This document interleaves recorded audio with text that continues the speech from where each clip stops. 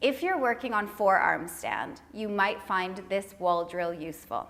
Much like the headstand drill that I showed you in another video, this one is very, very similar, if not exactly the same.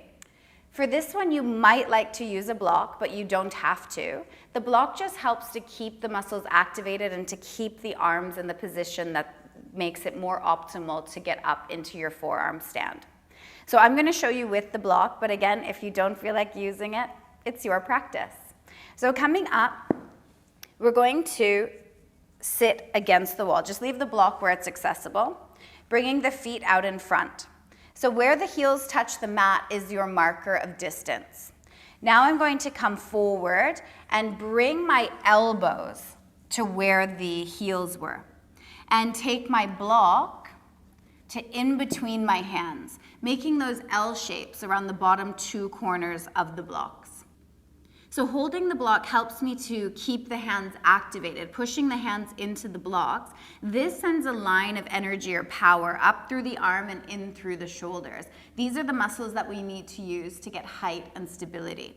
So I like to use the block just to help keep my brain where it needs to be. So I lift the bum up, push the elbows into the floor to try to get as much height as I can, and then walk my feet up the wall. Just like headstand, I'm trying to get my hips over my shoulders. My shoulders stay active, so I'm pushing into the floor to get as much height as I can.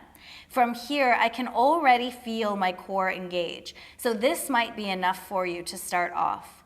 When you start to get more comfortable, you might want to lift one leg off the wall, keep pushing into the shoulders, and then maybe the other.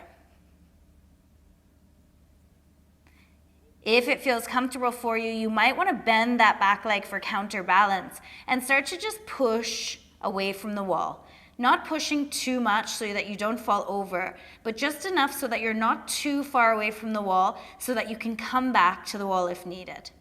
Working on trying to find that hold. And then maybe starting to come up and then coming back to the wall. At the end of your practice, always taking a child's pose. Letting the blood come out of the head and back into the body. Ensuring that you don't feel more faint. And when you feel rested, coming up and maybe starting your practice again.